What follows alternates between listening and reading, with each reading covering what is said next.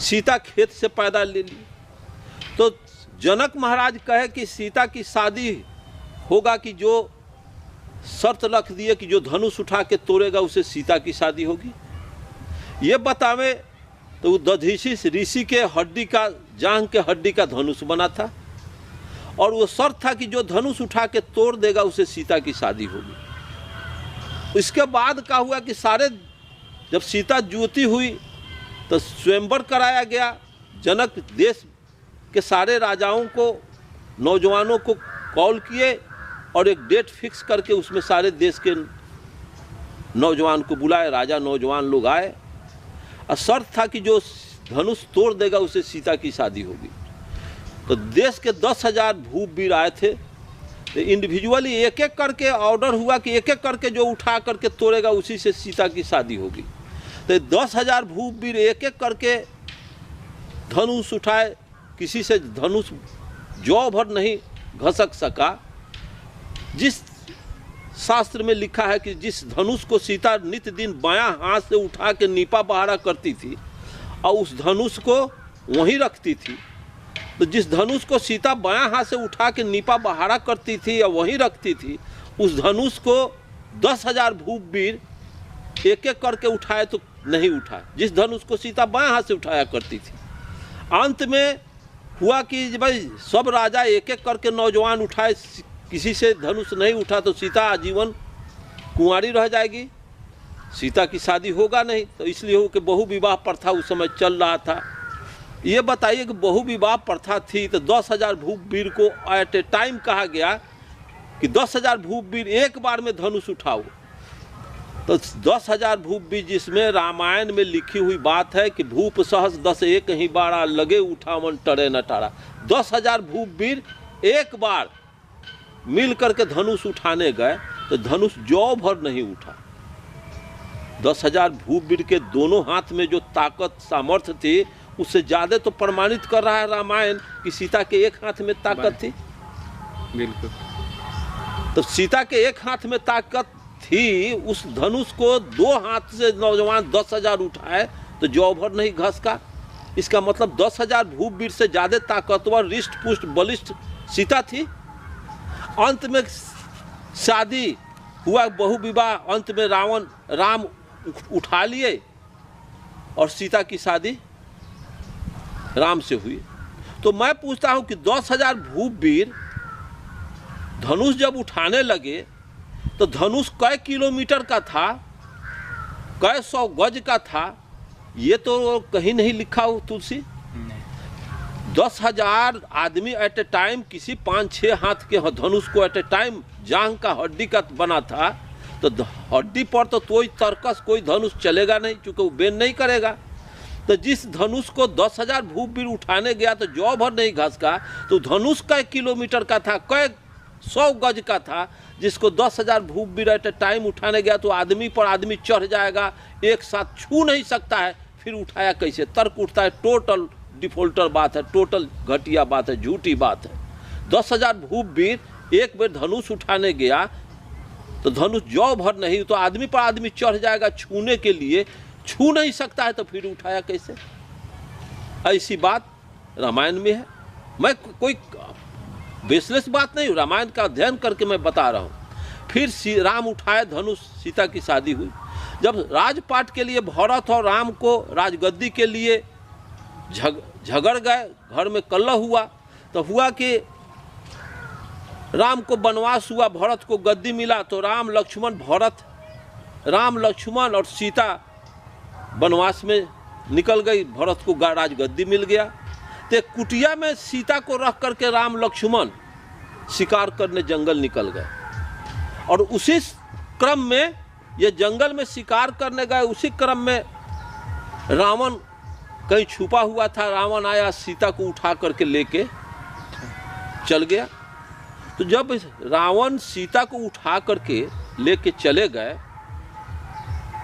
तो एक तरफ बात आती है कि 10,000 भूपवीर के दोनों हाथ में जो ताकत थी उससे ज़्यादा सीता के एक हाथ में ताकत। ऐसे ही अवस्था में जब अपरिचित मर्द सीता को उठाने जब आया रावण, तो सीता जब इतना रिष्ट पुष्ट थी, ताकतवर थी, तो रावण को तो एक घूसा मारती तो रावण का भूसा निकलता, तो फिर प्रोटेस्ट क्यों नहीं की, विरोध क्यों नहीं की कि एक अपरिचित मर्द, हल्ला क्यों नहीं की, एक अपरिचित मर्द मुझको हर के ले जा रहा है। इसका मतलब है कि सीता लव की थी, स्वेच्छा से चली गई। और जब सीता को लेके रावण चला गया तो राम और लक्ष्मण आते हैं शिकार करके, तो जंगल से आकर के कुटिया में आते हैं तो सीता नहीं है, और लक्ष्मण रेखा पार करके ये लोग गए थे कि लक्ष्मण रेखा के अंदर जो कोई प्रवेश करेगा तो जल जाएगा। तो उस रेखा को पार करके सीता को लेकर के रावण लंका चला गया। तो राम लक्ष्मण आकर के देखते हैं कि कुटिया में सीता नहीं है, तो रोने बिलखने लगे, पेड़ पौधा से पूछने लगे कि सीता को देखा है, सीता को देखा है, तो कोई जीव नहीं बताया, ना कोई वृक्ष बताया। तो हुआ कि रामचंद्र हनुमान को बुलाए, तो हनुमान को बुलाने के बाद हनुमान आए, तो हनुमान पूछते हैं कि क्या प्रभु, क्या आदेश, तो जाओ सीता कहाँ गई है इसका पता लगाओ, सीता किस दिशा में गई है। तो पता लगाने का ऑर्डर जब राम दिए हनुमान को, तो हनुमान फ्लाई करके दक्षिण दिशा और तो जब लंका के तरफ हनुमान जाने लगे तो राजा रामचंद्र कहते हैं कि हनुमान जा रहे हो तो सीता अंतर की बात कष्ट कैसे तुम्हें बताएगी, इसलिए मुंदरिका ले जाओ, अपने हाथ का उंगली का अंगूठी निकाल करके कि इस अंगूठी का जोड़ा सीता का हाथ में है, वो अंगूठी देखेगी तो समझ जाएगी कि हमारे पति के भेजे हो, तुम दूत हो, ये प्रमाणिकता के लिए लेकर के दिए। हनुमान वो अंगूठी लेकर के अपने अंगुली में लगा करके जब चले तो लंका जाने के क्रम में लंका और हिंदुस्तान के बीच में 80 माइल या 80 कोस का समुद्र का बेड पड़ता है, जो ज्योग्राफी में हम लोग पढ़े हुए हैं। तो हनुमान फ्लाई करके जा रहे थे उड़ करके लंका, अंगूठी अंगुली में लगा करके, तो सुरसा नाम की राक्षसनी के ड्यूटी में फंस गए। सुरसा को ये वरदान थी तुलसीदास के आधार पर कि जिस जीव को, जिसके ऊपर से फ्लाई कर रहा है, तो जिस जीव का फरछाही समुद्र में पड़ेगा वो फरछाही सुरसा निकलेगी तो जीव को निकल जाएगी। ऐसा संभव है कि कोई हवाई जहाज अगर फ्लाई कर रहा है और उसका समुद्र में नीचे अगर उसका प्रतिबिंब आ रहा है और उसको कोई लील जाए तो हवाई जहाज को लील जाएगा, ऐसा सत्य हो सकता है? सरासर झूठ है। तो तुलसीदास ने लिखा कि हनुमान जब फ्लाई कर रहे तो सुरसा नाम की राक्षसनी के ड्यूटी में फंस गए। तो सुरसा को ये पावर था, सामर्थ्य थी कि जिसके फरछाही को निगलती जीव को निगल जाती। तो हनुमान जब निगलना शुरू की तो हनुमान 16 योजन के होकर फ्लाई करे। जब 4 कोस का 1 योजन शास्त्र बताता है, तो 16 योजन के होकर फ्लाई कर रहे थे तो सुरसा निगलना शुरू की तो 32 योजन के रूप बना लेते हैं। 32 योजन में हनुमान भेष बना लिए, 64 योजन के हो गए। 64 योजन में हनुमान को सुरसा निगल गई। तो बोलूँ मच्छर के भेष पकड़ के कान में निकल गए। तो ये पहले बताओ कि मच्छर के भेष पकड़ के कान में निकल गया, सीता को अंगूठी बता रहे हैं। तो मच्छर के भेष पकड़ के जब कान में निकले तो राम के देल अंगूठी मच्छर के किस अंगुली में अटेगा? क्या हनुमान दोमी में अंगूठी पहन करके निकले थे? ये अतार्किक बात। और उस अंगूठी को सीता को प्रमाणित किए। अगर 16 योजन के होकर फ्लाई करे लील गए 64 योजन के, तो 64 में अगर 4 से गुना करते हैं तो 2-250 कोस लंबा होगा। तो इतना विकृति, इतना लंबा आकृति बना लिया हनुमान। अरुण गुप्ता 6 फीट के है, एक के बार 600 फीट अगर हो जाएंगे तो इतना चाम हड्डी का तो व्यवस्था करना होगा। तो हनुमान के शरीर पर सारा बाटा कंपनी का चमड़ा उन्हीं के देह पर चढ़ गया था, ने? तो इतना चमड़ा का व्यवस्था, इतना हड्डी का तो व्यवस्था करना होगा। क्या इतना हड्डी या चाम का व्यवस्था हनुमान कहाँ से किए थे? और इसके बाद जब सुरसा निगल गई तो मच्छर के भेष पकड़ के जब कान में निकले तो राम का दिया हुआ अंगूठी दोमी में पहने हुए थे। और जब सीता को प्रमाणित औंठी किए तो सीता अपना कष्ट जब रखना शुरू की तो हनुमान को बड़ी गुस्सा आ गया, बौखला गए और अपने दोम में लुकारी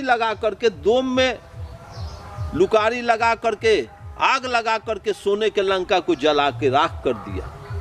तो जब सोना के लंका को जला के राख कर दिए, जब इनका दोम जलने लगा तो समुद्र में मुझाने गए, जैसा रामायण में लिखा हुआ। समुद्र में जब मुझाने के लिए पानी में डालने के लिए गए तो समुद्र प्रार्थना कर रहा है। आज तुलसीदास अयोध्या में बैठ करके देख रहे हैं और लिख रहे हैं।